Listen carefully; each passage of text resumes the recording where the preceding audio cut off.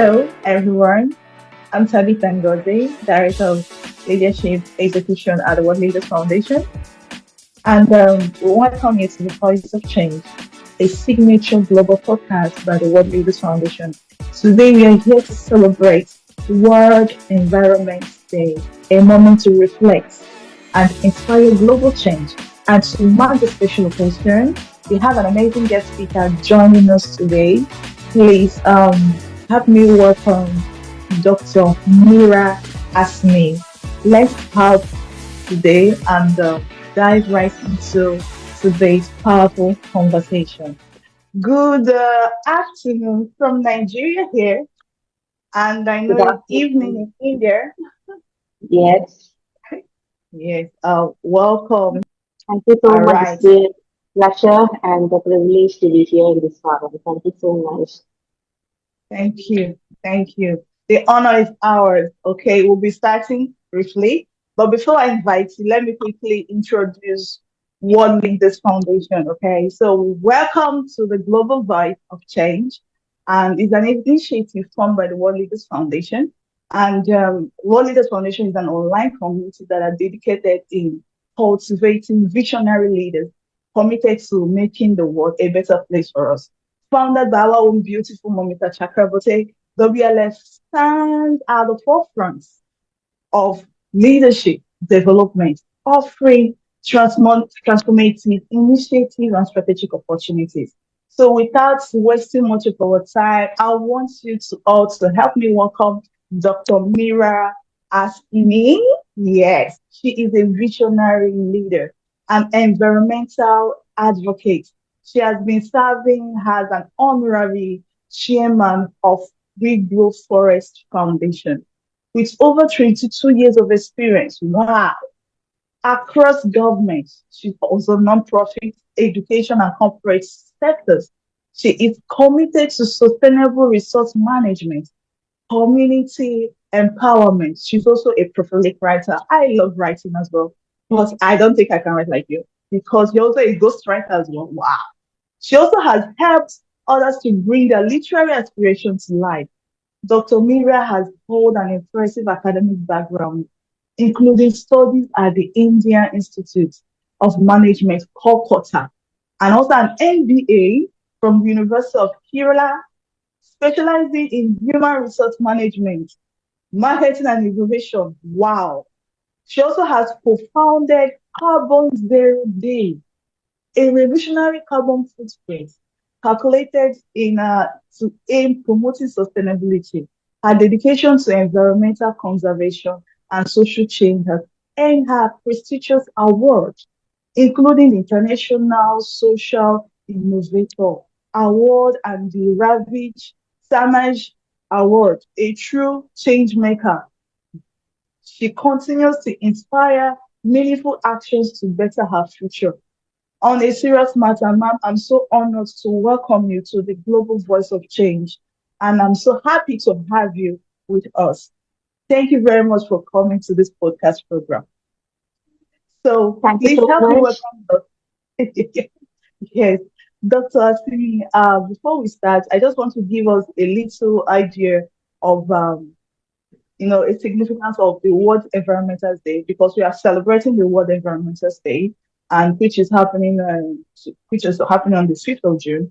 And I want you to give us a little significance, an overview focus on the Environmental Day, an urgency of restoration and collaborative actions, and all that has to do with Environmental Day before we step into. Thank you. Thank you so much for your warm welcome and thanks a lot for giving this opportunity to be a speaker in this forum. And yes, it's going to be the World Environmental Day. And this year's theme is ending plastic pollution, which is a major issue that is currently faced by the planet. So, a quick introduction about the Forest Foundation. Ours is an environmental NGO. We are working here in India, and we are based in the godson country, Kerala.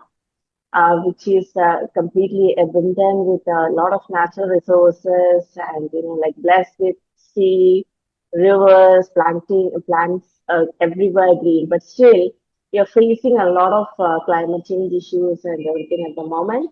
So this is a very young NGO that has been formulated just 5 years back. But it's like a women forum that we have created, but we have been working in this field for more than 3 decades, but we have formed as a registered entity and started working, collaborating with the government since last 5 years. So that is what we do. And when I talk about Environmental Day, it's not what we feel, what we understand, or our core philosophy is that it's not just a day. It is something that has to be taken care of 24 by 7, 365 days, because that is very critical. We only have a planet to live on. We don't have a planet B. This is our home, and we have to keep it safe, neat, green, and like livable for everyone. So that is something like a core philosophy that we follow here. So we believe in creating ecosystems. So when we talk about creating urban forestry initiatives, what we do is that we come up with fruit forests. Like we give more importance to creating fruit forests. Miyawaki is something that it is very popular here in India. That's a Japanese technique where like we get to have uh, plants growing together thicker and they grow up in another 20, 30 years. It's a dense area. The area becomes a dense forest in 20 to 30 years. But what we feel is that we need to come up with something more adaptable to the planet. So that's the reason why we give more importance to creating fruit forests, food bearing forests, and that too we give more importance to maintaining saplings so that like it gets adapted and the casualties are very less when we plant it. So why fruit forest? It's because we are trying to create an ecosystem. Ecosystem in the sense, like when we create a fruit forest, like the plants they grow up bearing fruits, and these fruits are being it's for everyone, not just the human. It's for birds, it's for butterflies, it's for bees. Like rodents. Everyone will have the share. So that's the importance of like coming up with a food forest. So basically, we are trying to create an ecosystem where every living organism can excel and live in harmony because everyone will get their share. That is one thing that we are very keen into. But our activities are not limited to planting rice. Our activities are much bigger than that. We go for clean shorelines because marine littering is a very very major issue that is currently faced. Because we need to understand that not just plants give us oxygen. Almost 80% of oxygen comes from the marine environment, from the oceans, from the algae. So, preserving the marine environment is equally important. So, we need to preserve that as well. So, that is the reason why we probably work together to clean the shorelines to ensure that the marine littering is, like reduced. So that we do it continuously, and we do it here in the beaches in Kerala, especially in the capital city of Trivandrum, and we follow the blue flag certification protocol so that the beaches are getting at par with the international standards with respect to preservation of the marine environment. So that is another thing we do. Mm. And one main problem that is even the worst problem that we are currently facing is the plastic pollution.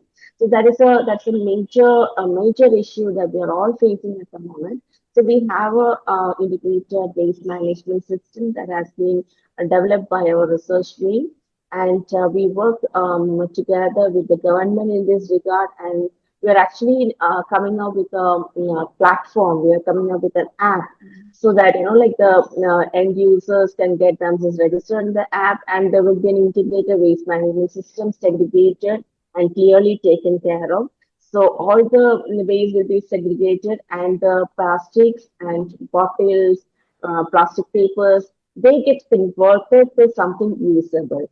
And we have factories over here in India which can convert this plastic into building blocks, which can be used for creating buildings. So that is, like it is getting converted. We cannot destroy plastic because it is by non-degradable. So what we can do is that we can reuse it and come up with a different product altogether, which goes into a new life. And then, like it has to go on like that because we cannot dissolve a plastic or something like that. So that is getting converted into another form. It's getting used as a building material for construction purpose, and it gets converted to petals. Like some way or other, it gets converted to another form, which is which they can use it again. The Mhm. used plastic, the plastic gets used and it is being used for something else, something more productive. That is one thing that we do. And along with that,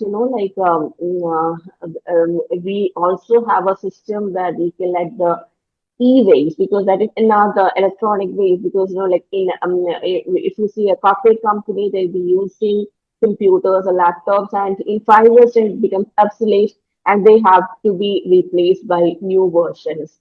So what happens to this? Because this is going to the bin, and there also we have come up. In India we have companies which collect e-waste and they convert it to something usable. So these are some things that we coordinate all throughout the country, so that even the clothes, in India we wear the 5 yard long clothes, that's a sari. So this sari, we actually reconvert it to sari bags. It's a sustainable bags. So it is like, you're converting one thing into a completely different usable thing, which can be used multiple times. Like multiple new users can use it.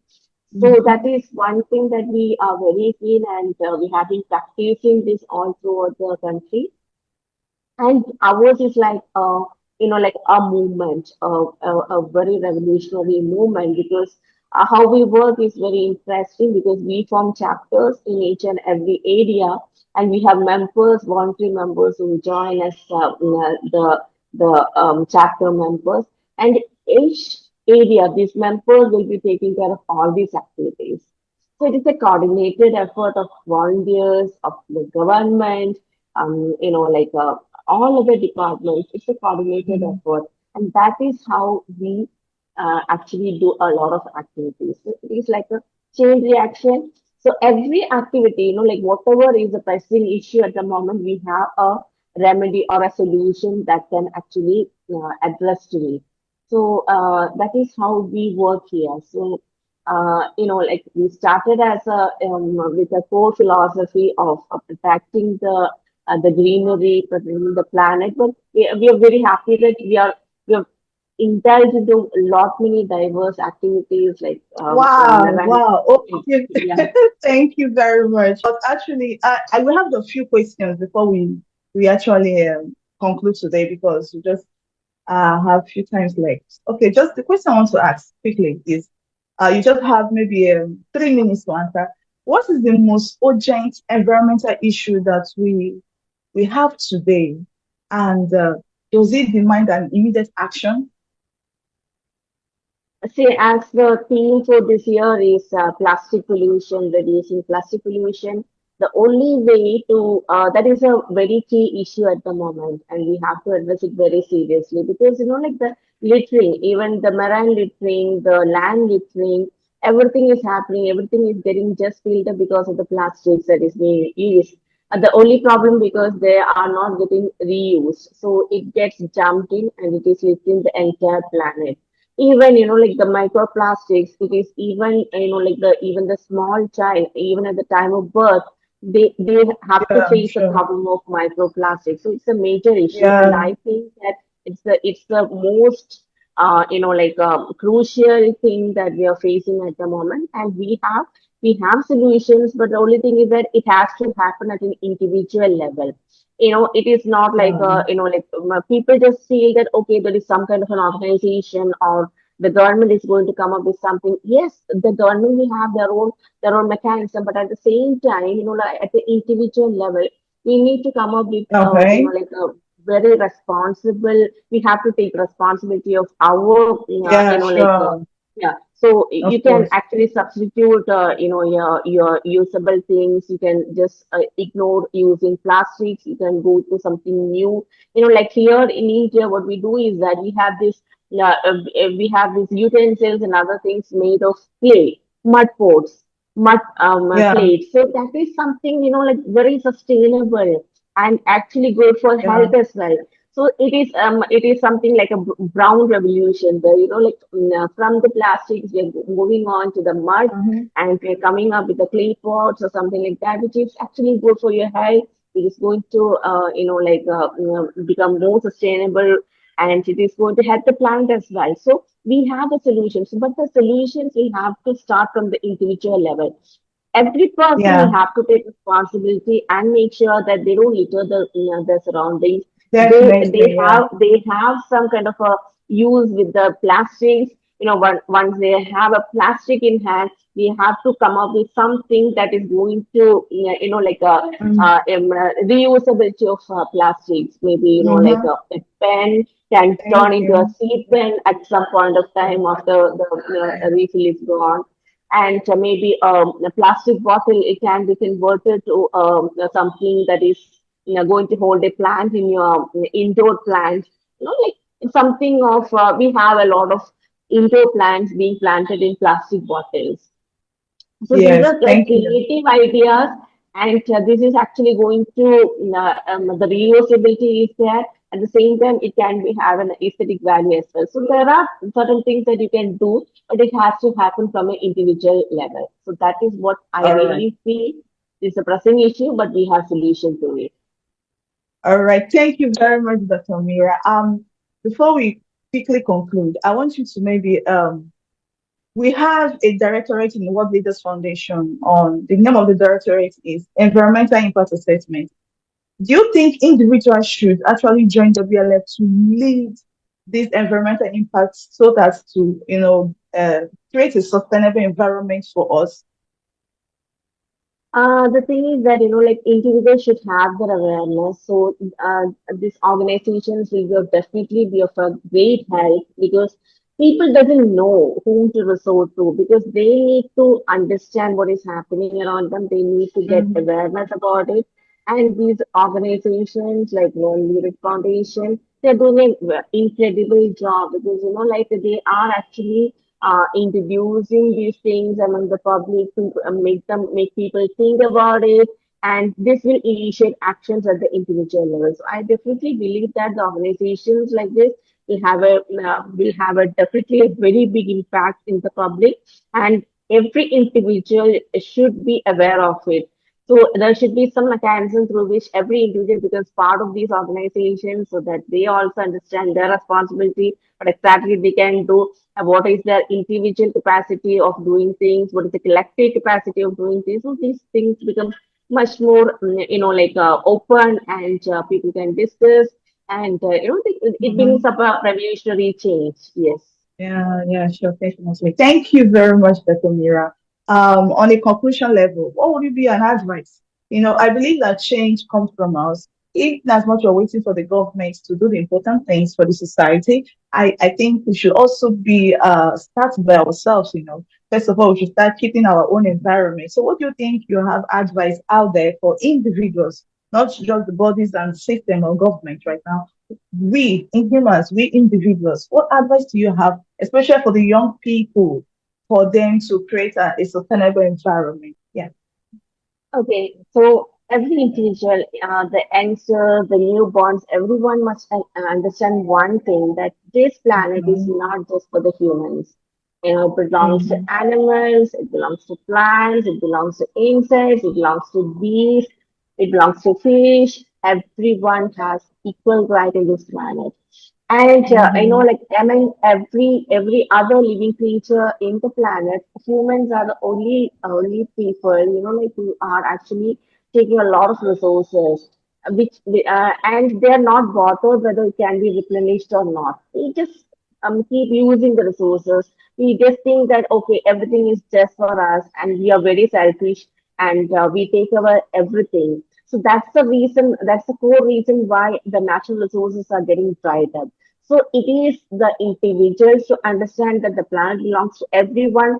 Everyone will have to have their share only, and they have to make sure that they preserve it for the future generations, for other living beings on the planet, and we have to live in harmony because all the resources are for everyone. So it is our responsibility as an individual or as a newborn. What we have to tell them is that okay, this is what we have, and this is of equal share to everyone around us, including animals, everything. So we have to have our share and make sure that we replenish it for the other people or other living creatures as well.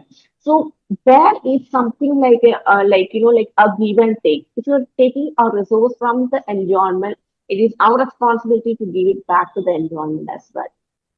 The keeping our premises clean, keeping our environment clean, because fresh air is the richest blessing. Fresh water, like drinking water is something like it's much more worthier than gold or diamond or anything because these are precious.